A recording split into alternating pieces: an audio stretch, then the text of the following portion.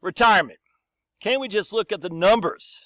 Well, that's what Andrew Biggs asked, and I asked the same thing. If Andrew Biggs is asking it, I want to answer it or ask it too, and I want to hear the answer. So Andrew writes out in his Substack here, and I'll put a link to the show notes so you can subscribe and watch old Andrew tear up the industry.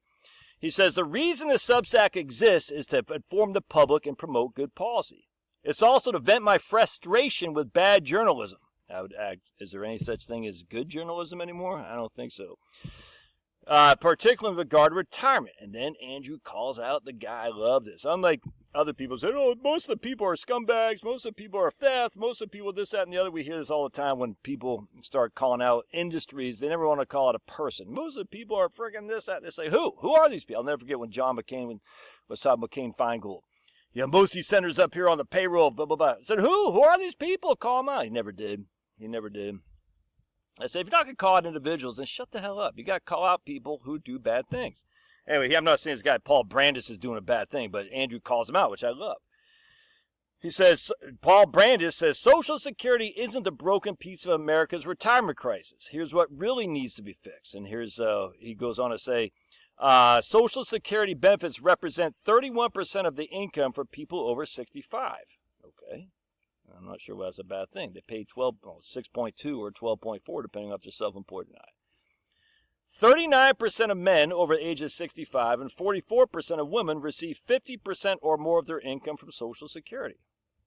Okay. Again, why is that a bad thing? Among beneficiaries 65 and older, 12% of men, 1/8, or 15% of women, 1/7 or something like that, rely on Social Security for 90% more of their income. And I already knew where Andrew was going with this even before I read the article. This is fantastic. Check this out. Andrew, let me click that guy. Andrew goes on to say, those statistics are interesting in part because they show how impervious to our data retirement narratives are, 100%. If you went back to 2012, the SSA, in its regular publication, the income of the population 55 and older, reported that 32% of Americans aged 65 and older received 90% of their income from Social Security. A third of Americans in 2012 received 90% of their income from Social Security, according to the SSA in 2012. And yeah, right. In other words, nearly 1/3 of Americans had no other income other than Social Security. These figures were widely cited by those claiming that private retirement savings were inadequate and that the U.S. retirement system, based largely on 401k plans, has failed. However, as pension expert Sylvester Schreiber and I pointed out in 2012 Wall Street Journal op-ed, those pessimistic figures were based on federal government survey that was just wrong, as we've talked about many times in this scenario on this channel. Over time, the message sunk in, and the Social Security Administration and others have turned to better quality data. These data show drastically lower dependence on Social Security, 100%. But does this make any difference in the narrative that you read about, that retirement 401ks are a scam, they're run out of money? No. And Brandis' statements back that up. Totally different numbers, but the same conclusions. Americans aren't saving enough on their own, pensions are better than retirement accounts, and so forth. But it doesn't just stop there.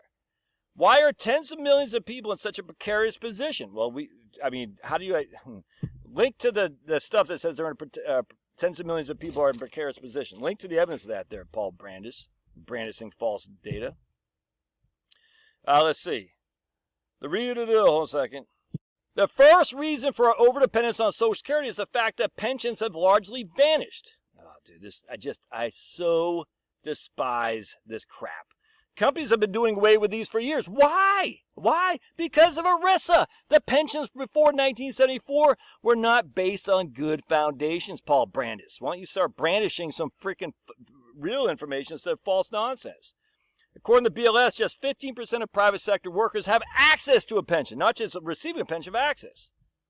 And then Andrew lays down the Hiroshima bomb, which obviously was not an atomic bomb. It was just a bombing like Dresden. Isn't it weird that Tokyo was more devastated than Hiroshima? Isn't it weird that of all the places bombed in Japan, Hiroshima and Nagasaki weren't even the worst off? Kind of strange, isn't it? Anyway, but again, the data get in the way. So here's a CBO, the average annual benefits that elderly headed households receive from Social Security and private retirement plans from 1979 through 2021. And these are adjusted for inflation. These are the average, so we're skewing it on both sides, not the median, the averages. We're comparing apples to apples. People say, oh, look at the median. We're comparing the averages in 1971 to 1979 to the averages in 2021. It's apples to apples, and watch this. Annual benefit from Social Security and private retirement plans. You can see right there. And what's the numbers here? These are adjusted for inflation and 2021 dollars.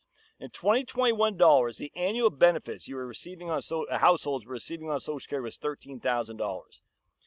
Fast forward, the annual benefits are $22,900. The annual benefits you're receiving from your own retirement plan was $5,300 back then. And now it's $24,000 right there, $600. We're actually, you can see right here, we had basically a 2.5 to 1 ratio of Social Security over private retirement plans. And now it's look at that. Private retirement plans are above Social Security.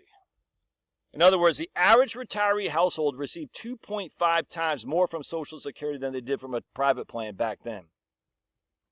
Now fast forward the most recent year for which we have data, over the same period, when pensions were disappearing and being replaced by 401ks and IRAs, the average benefits paid out by private retirement plans increased over fourfold. Social Security benefits increased too, but not even 100%. They didn't even double. Yeah, the average amount paid for retirement plans increased by 400%. So while seniors received 2.5 times more in Social Security benefits than they did in private plans back then, today seniors receive more in their private plans than they do Social Security.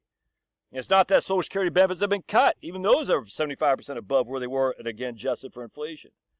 In fact, as the CBO data says, seniors are growing less reliant on Social Security and not more. And again, this is in 2021. Had a bad year in 2022, then we made up for 2023 and a kick-ass year last year, and we're on the way to another kick-ass year here. So all these guys, it's like they have this, so let me show you the comments I put in here. Maybe Andrew deleted it. And then this guy says, Nevin Adams. That name sounds familiar to me. He says, why?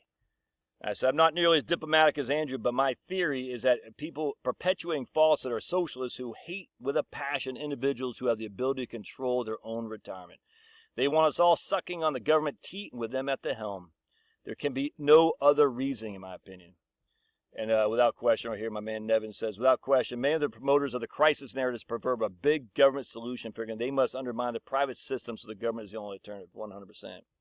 Never let a crisis go to waste. Imaginary one right here. Anyway, it's crazy. So Andrew, I said, holy crap, Andrew, I did not know my man Andrew published that article in 2012 that talked about Social Security, Census Bureau underreporting income for retirement accounts. I said, man, you should get the Nobel Prize for that. I said, I'll never get your piece. It blew me away. And then I said, I remember your piece hit in the Wall Street Journal in 2012 and thinking to myself, no way, this guy's got to be wrong. I didn't know who Andrew Biggs was back then. How could so many people have missed this, I asked. And then going to the CPS survey and reading the question myself, I said, what the hell? This guy's right. I said, I expect to see you in Stockholm in the next few years. Anyway, Andrew writes back, to be fair, the SSA noticed this problem too about a half a century ago. Unfortunately, they didn't do very much about it, or at least warn people. Anyway,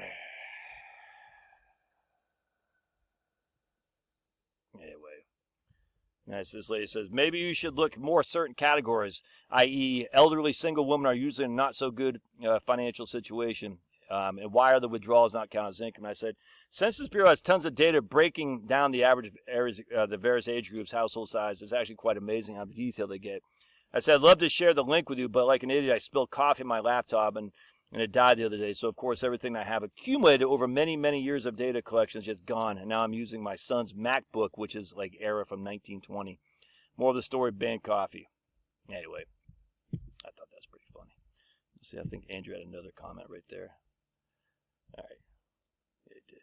Anyway, so Andrew's crushing. There's no other way around. So a third of the population was relying on Social Security for 90% of the income, according to the Census Bureau in 2012. Now, 12%. So we've reduced that by 66%, and yet somehow we're still in a retirement crisis. Pound sand. Pound it, pound it, pound it. Pound sand, dude. Come on. All right. God bless. Love your thoughts. Smash that like button and subscribe to Andrew's Substack and buy his book. All right. God bless.